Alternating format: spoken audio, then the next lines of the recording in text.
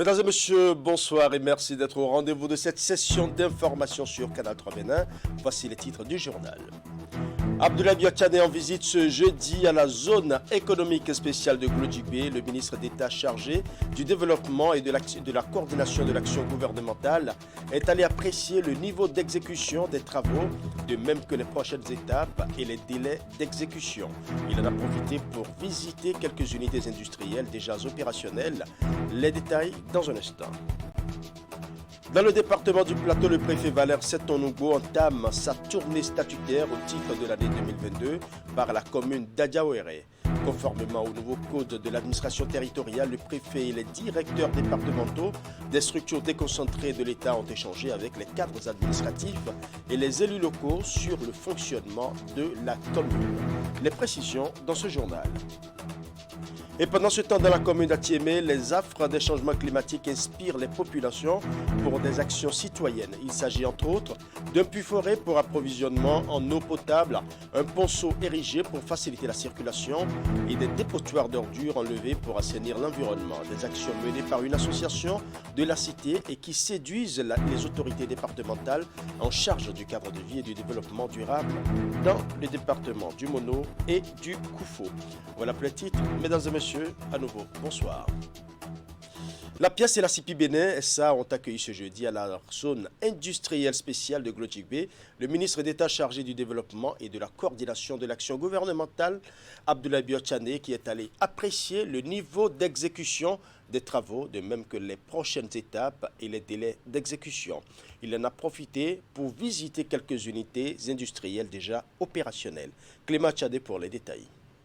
Une délégation du gouvernement conduite par le ministre d'État à la zone industrielle de Glodjigbe. Une énième visite pour s'assurer du niveau d'avancement des travaux engagés pour la révolution économique et industrielle du Bénin. Avec les responsables de l'APS et de la CIPI Bénin SA, Abdoulaye Biotchane a eu une longue séance d'échange pour s'imprégner d'abord des difficultés du moment liées aux nouvelles réalités de la zone économique spéciale. La délégation s'est ensuite rendue à l'usine de transformation de Kadiou qui s'apprête à démarrer ses activités de production avant de visiter enfin le centre de formation des métiers de textile. Compte tenu du fait que la zone, dans sa mise en œuvre, avance très vite, il peut y avoir des problèmes qui vont rapidement se poser.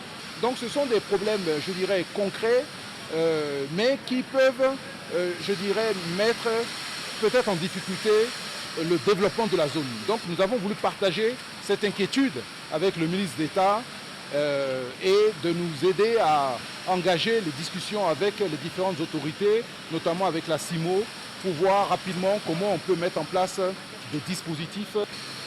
L'un des sujets également que nous avons évoqué avec le ministre d'État est lié au fait que nous devons travailler ensemble également pour une meilleure intégration de la zone dans son environnement. Cette visite de la zone économique spéciale a permis aux autorités de prendre des mesures d'anticipation aux problèmes de transport, de logement et autres qui se posent sur le terrain. L'une des mesures phares, c'est la construction en double voie du tronçon à Kassato-Alada. Une bonne nouvelle que le ministre d'État a tenu à notifier à la presse.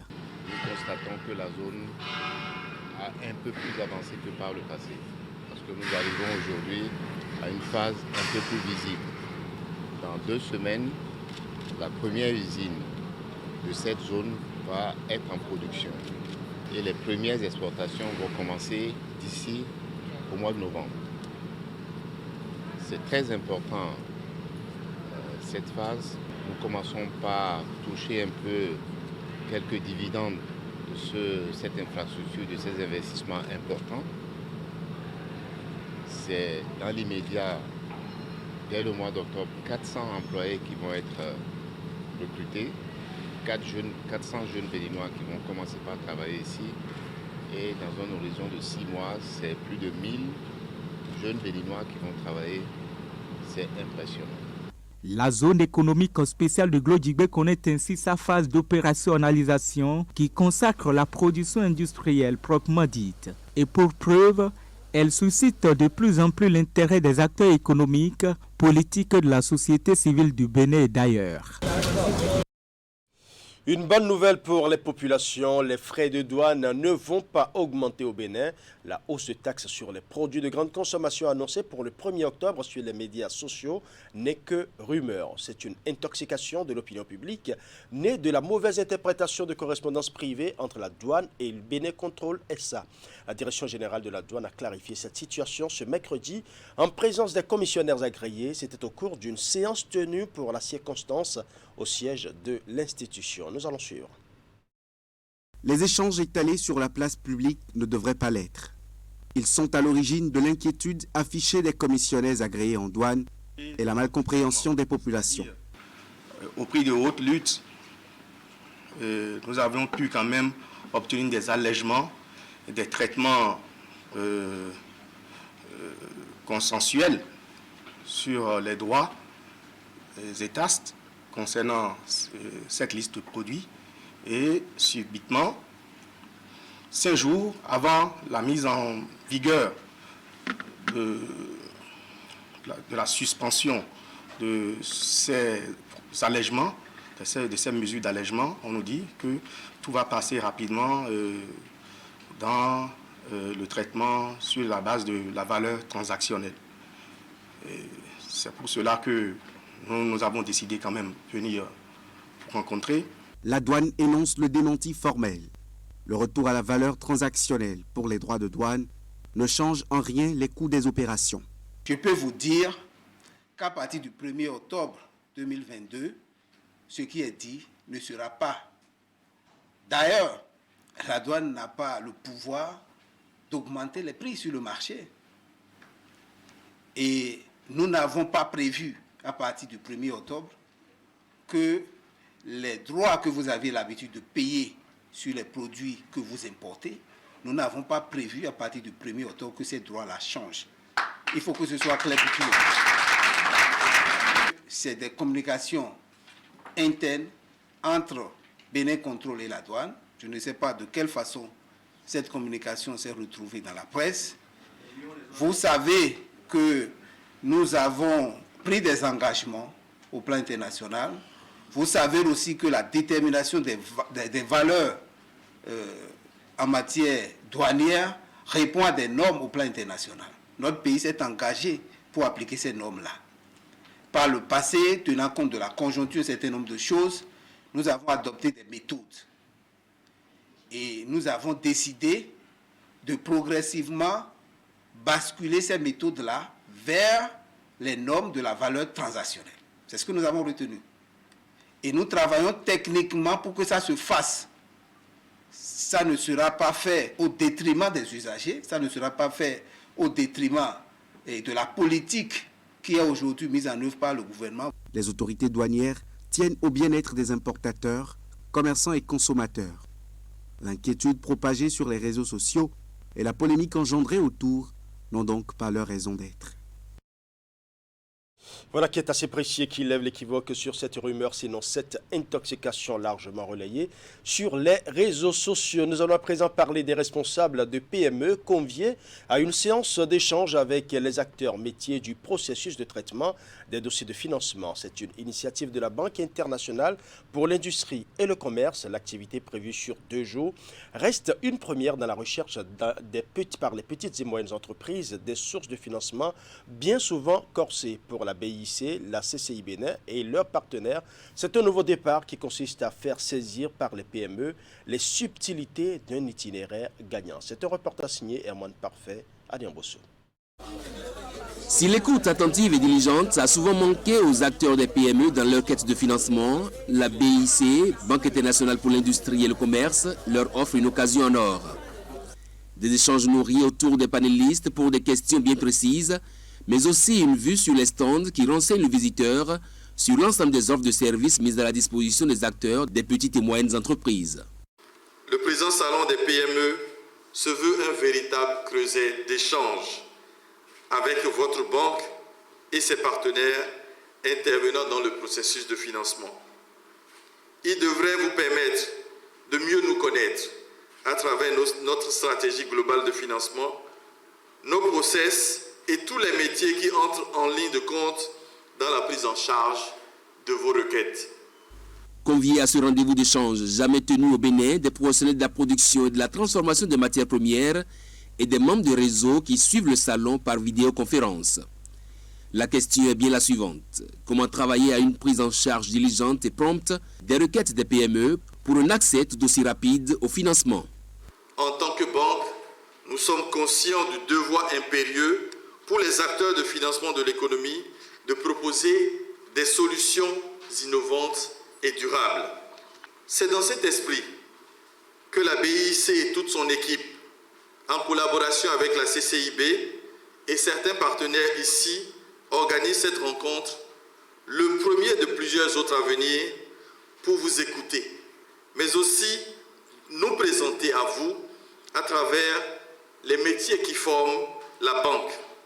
Pour la BIC, la CCI Bénin et les délégués de structures en lien étroit avec les petites et moyennes entreprises au Bénin, c'est un nouveau départ qui consiste à faire saisir par les PME les subtilités d'un processus gagnant. L'organisation de ce salon sera une audience au cours de laquelle les experts de la BIC qui accompagnent les PME expliqueront davantage leurs services à l'endroit de cette cible de clientèle dans la dynamique de leur croissance. Des PME vues ici comme maillon important de la chaîne de transformation en cours de l'économie béninoise. L'activité est prévue sur 2 jours avec au sortir le renforcement des capacités des PME et une vue bien orientée sur le financement agricole.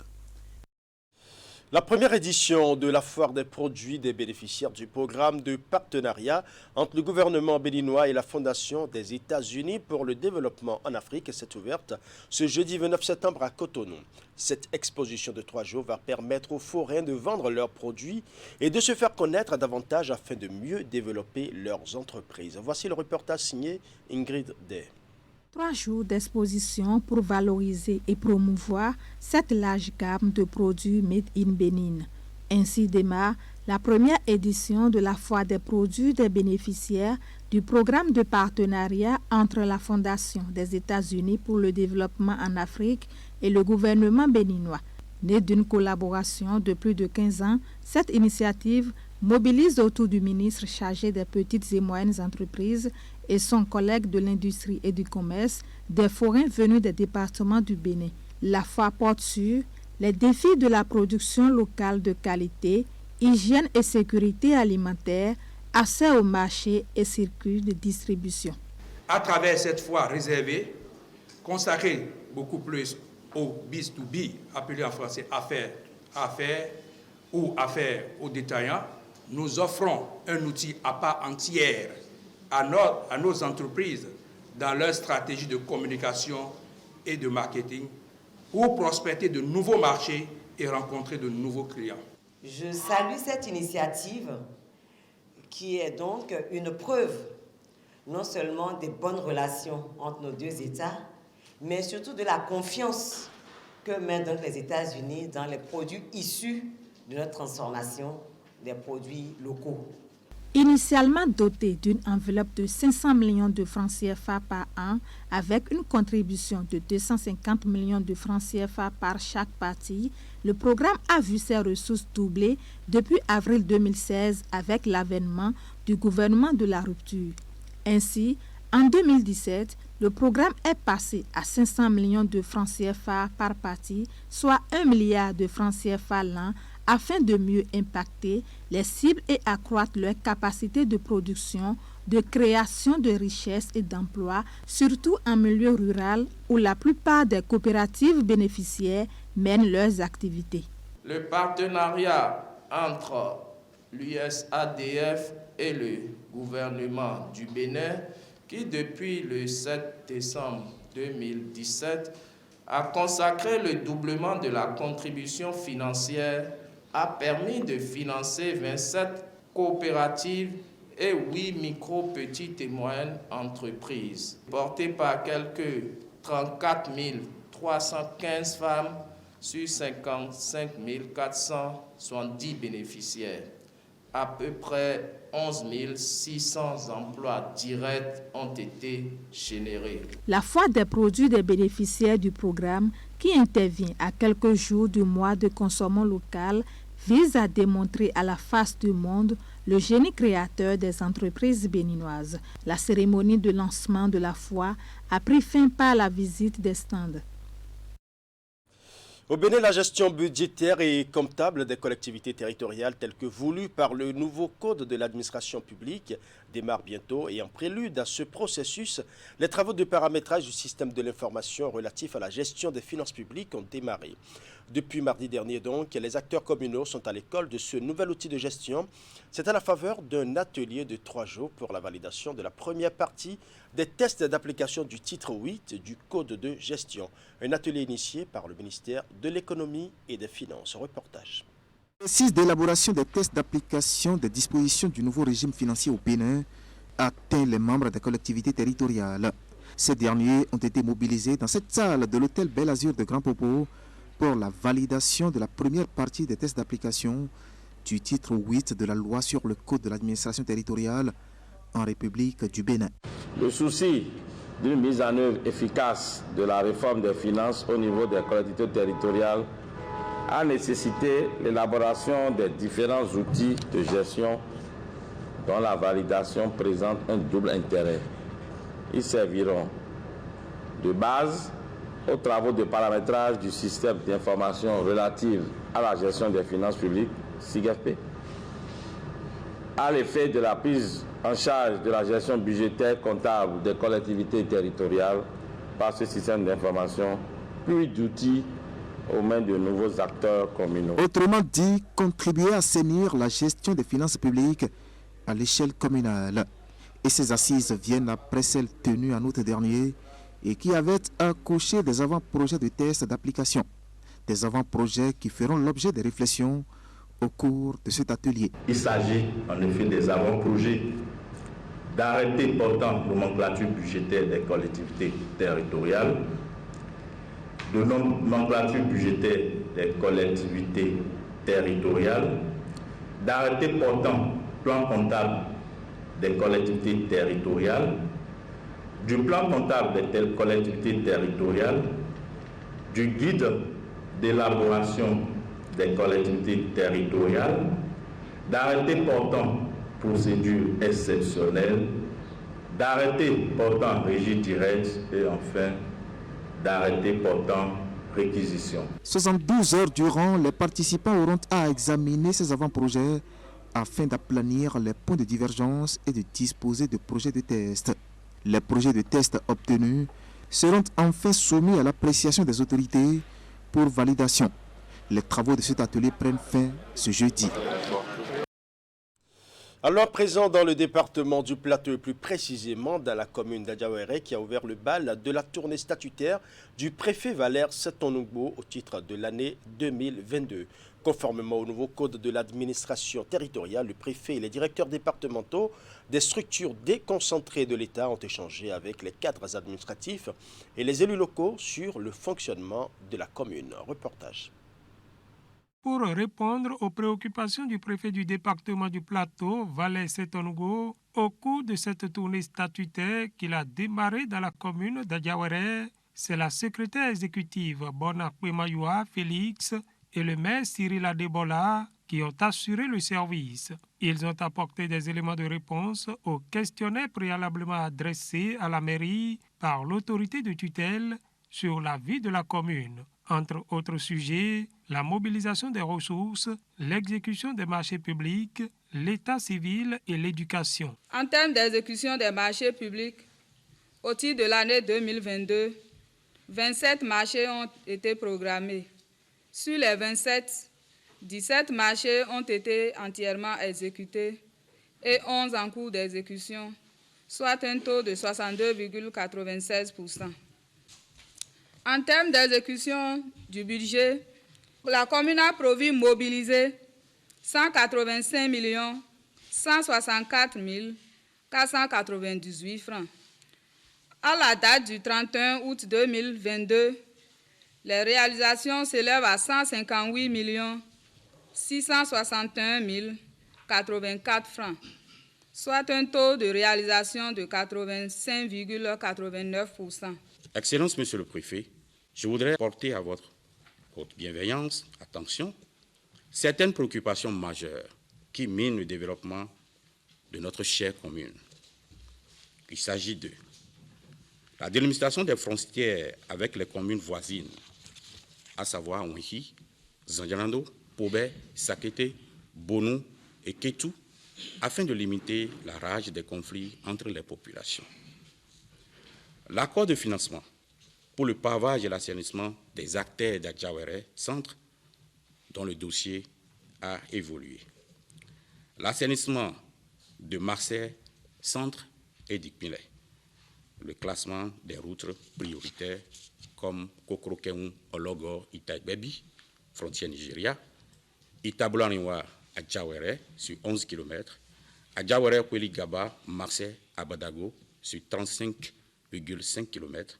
Face à ce bilan du fonctionnement de la commune d'Adjawéré, l'autorité préfectorale a reconnu les mérites de l'équipe communale d'Adjawéré. Cependant, il lui a paru nécessaire d'inviter les populations à la base à participer activement au développement de leur commune. La décentralisation implique une participation des populations à la base au processus du développement de leur localité. La population a désigné s'est fait représenter par des élus. Et c'est ces élus qui sont au niveau des villages, des quartiers, qui savent ce qui se passe au niveau des quartiers et qui doivent vous les faire remonter. Mais voilà que vous ne leur donnez pas les moyens de se réunir. S'ils ne se réunissent pas, quel point ils vont vous faire remonter? C'est l'occasion pour moi d'exhorter les populations des communes du plateau en général et celles de la commune d'Adjawéré en particulier à adopter des comportements citoyens en participant aux différentes tâches de développement dans vos villages et dans vos arrondissements d'une part, et d'autre part en payant librement les différentes tâches reconnues par la loi et les textes en vigueur en vue de donner à la mairie les moyens financiers nécessaires pour accomplir les missions de développement qui lui incombent. Cette tournée statutaire du préfet du département du Plateau va s'achever dans la commune de Ketou. Parlons à présent du programme de renforcement de capacité de 8 femmes ingénieurs du ministère de l'Énergie. C'est un programme qui s'inscrit dans le cadre du projet Énergie verte pour les citoyens. Après 14 mois de stage, les bénéficiaires ont réussi à s'intégrer et se sont fait recruter par des sociétés sous tutelle du ministère de l'Énergie. Ali Momouni pour plus de précisions. Des femmes ingénieurs sur des sites des structures du secteur de l'énergie. Ça se passe au Bénin. Et c'est un projet du ministère de l'Énergie. Son but principal, promouvoir l'approche genre dans l'administration publique. Dans une intervention tout à l'heure, on a dit dans le domaine en 2015-2016, il y avait seulement 1,7% d'ingénieurs femmes dans le secteur de l'énergie. En fait, c'est pour dire qu'il n'y en avait pas du tout. Et que cette initiative permet déjà de passer à 300%. Et vous imaginez si on amplifie ce que ça va donner les années à venir. Donc, c'est heureux que nous nous rassemblions aujourd'hui pour cette cérémonie de clôture. Le projet a poursuivi donc un double objectif. Un, déconstruire l'ensemble des préjugés entourant les métiers techniques du secteur de l'énergie considérés comme réservés uniquement aux hommes, dans l'imaginaire collectif, comme disait quelqu'un, mais de l'autre, de bâtir de nouveaux paradigmes où la technique séduit ou séduira égalitairement les hommes et les femmes. Elles sont au total 8 femmes ingénieurs à bénéficier de la première phase de ce projet. Après 14 mois de stage dans les différentes sociétés sous tutelle du ministère de l'Énergie, elles s'en sortent outillées, expérimentées et prêtes à mettre en valeur leur savoir-faire. Pendant la mise en œuvre du projet, nous avons parcouru toutes les directions centrales du ministère de l'Énergie, la direction technique du ministère, en l'occurrence la Direction générale des ressources énergétiques, les structures sous tutelle du ministère de l'Énergie, ABERB, Contrelec, SBE, SBPE, ainsi que les grands projets en cours de réalisation et d'exploitation du secteur de l'énergie, tels que la centrale thermique de Maria-Gleta 1 et le projet Vinci Énergie. Et pour cet ultime rendez-vous de clôture du programme, 5 d'entre elles ont assisté à la cérémonie en présentiel et les autres par visioconférence. Mais bien avant, elles sont recrutées par des structures sous tutelle du ministère de l'Énergie grâce à leurs différentes qualités. Aujourd'hui, nous célébrons 8 femmes compétentes dans le secteur de l'énergie renouvelable, lequel est vital pour le développement de notre pays. Je voudrais une fois encore remercier le ministre de l'Énergie pour avoir pris cette initiative louable visant la promotion de l'excellence féminine dans les domaines de la science et de la technologie. Estimé à une valeur de plus de 100 millions de francs CFA, le programme de renforcement de capacité de 8 femmes ingénieurs s'inscrit dans le cadre du projet Énergie verte pour les citoyens. Il bénéficie également de l'appui de l'ambassade de l'Allemagne au Bénin. L'égalité des sexes est un sujet important aussi pour l'Allemagne. Ça fait partie aussi du contrat de la coalition de notre encore relativement nouveau gouvernement en Allemagne. Au cours de leur stage, ces 8 femmes ingénieurs en énergie renouvelable ont conduit des séances de sensibilisation dans les écoles, aussi bien au sud que dans le nord du pays. Des rencontres pour inviter les jeunes filles élèves à choisir des filières techniques. Dans le département du Mono, le comité technique de suivi de la mise en œuvre du projet d'autonomisation des femmes et de dividendes démographiques au Sahel-Soued est désormais opérationnel. Les membres composant ce comité ont été officiellement installés dans leurs fonctions lundi dernier. La cérémonie d'installation s'est déroulée dans les locaux de la préfecture de Lokossa sous la présidence du secrétaire général du département représentant le préfet empêché. Les détails avec Narcisse Alossé. Voici ceux à qui l'exercice de mise en œuvre du projet d'autonomisation des femmes et de dividendes démographiques au Sahel est confié dans le département du Mono. Nommés par arrêté préfectoral en date du 22 septembre 2022, ces hommes et femmes entrent officiellement en fonction ici, investis par le secrétaire général du département représentant le préfet empêché. Nous restons convaincus qu'avec l'assistance technique de proximité, un meilleur suivi de la mise en œuvre des interventions du projet sera fait dans notre juridiction administrative. Nous espérons être à la hauteur des défis qui nous attendent dans l'implémentation de ce vaste projet qui couvre toute l'étendue du territoire national et participe réellement à la mise en œuvre aussi du programme d'action du gouvernement. Au total, 13 membres composent ce comité technique de suivi de la mise en œuvre du projet SWED. Ils ont entre autres mission d'apporter un soutien technique à la mise en œuvre d'intervention des acteurs en charge de ce projet conçu pour l'épanouissement de la gente féminine, d'en assurer la visibilité et en faire périodiquement le point à la conférence administrative départementale.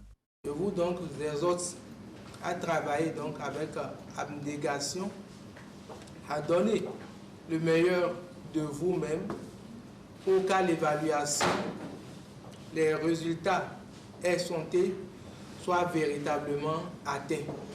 C'est de cette façon que nous allons contribuer à l'élimination de la pauvreté au niveau de notre juridiction administrative et par ricochet au niveau de tous les départements de notre pays et participer réellement à l'autonomisation des femmes. Tout comme le Bénin, nombre de pays africains bénéficient de ce projet financé par la Banque mondiale. Au-delà de l'autonomisation des femmes et des adolescentes, le projet SWED vise à améliorer la production et le partage des connaissances ainsi que la capacité de la coordination au niveau régional. Ces hommes et femmes sont donc attendus sur le terrain des résultats. Le gouvernement veut trouver une solution définitive à la transhumance des ruminants avec ses effets pervers. C'est dans cette perspective que le projet de sédentarisation des troupeaux de ruminants au Bénin Procère a été initié. Ce projet, depuis sa création, ne cesse d'entreprendre des initiatives allant dans le sens de la sédentarisation des ruminants. Au nombre des initiatives prises pour l'atteinte des objectifs fixés figure la retraite portant sur les outils de sécurisation foncière des espaces pastoraux. À Natitingou, ce mercredi, les différents acteurs des départements de la Takora et de la Donga, pouvant jouer un rôle capital dans la sécurisation foncière des espaces pastoraux, ont été conviés à une séance de réflexion de 2 jours sur les mécanismes à mettre en place pour sécuriser les espaces pastoraux identifiés. Reportage. Constitué de Au cœur de cette séance dénommée « Retraite portant sur les outils de sécurisation foncière des espaces pastoraux », la problématique de la sécurisation des terres exploitées par les éleveurs individuels. Initiative du projet de sédentarisation des troupeaux de ruminants au Bénin Procer, la présente séance permet aux participants venus des départements de l'Atakora et de la Donga de réfléchir sur les mécanismes appropriés en vue de la sécurisation des espaces pastoraux. Une sécurisation qui fait appel à 3 points essentiels. Le premier, c'est la sécurisation de la terre exploitée par l'éleveur. Le deuxième, bien entendu, c'est l'eau qu'il faut à la disposition donc, des animaux. Et l'aliment, donc le fourrage qu'il faut mettre à la disposition donc, des animaux.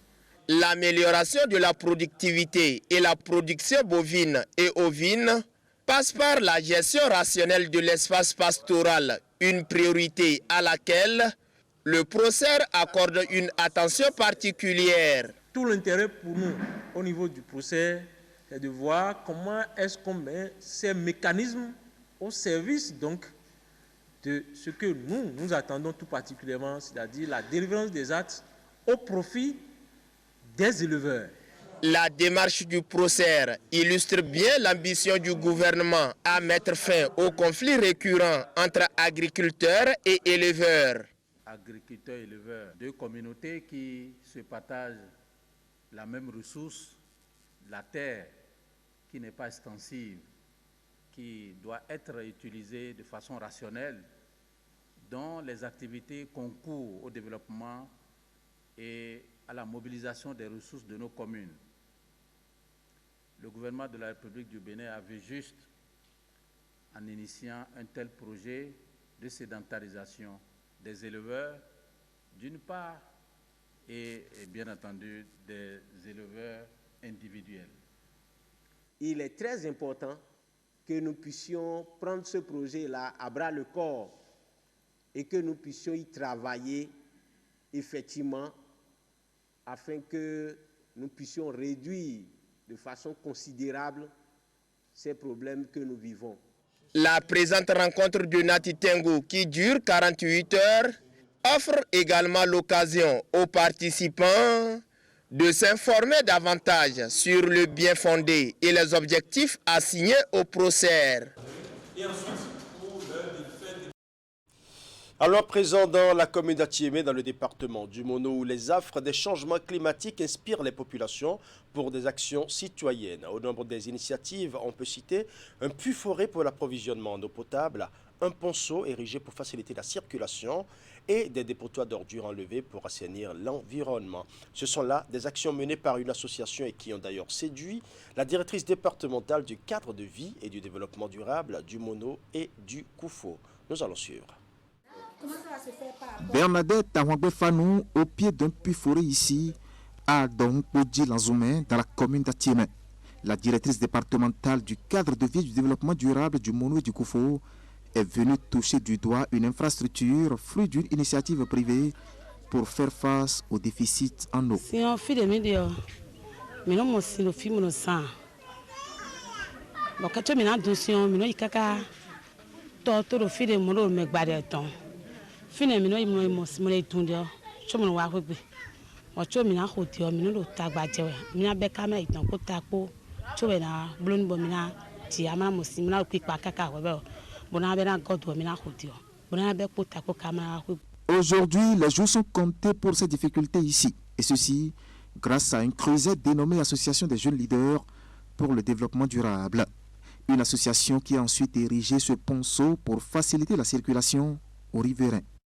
Et quand il y a la crue, le passage maintenant de la population crée tellement d'ennuis avec pas mal de dégâts, que ce soit noyades et consorts. Donc on a estimé que non, pour pallier à certaines choses, il faudrait que nous-mêmes nous apportions notre pierre à l'édifice. C'est ça qui nous a amené à construire maintenant ce ponçon.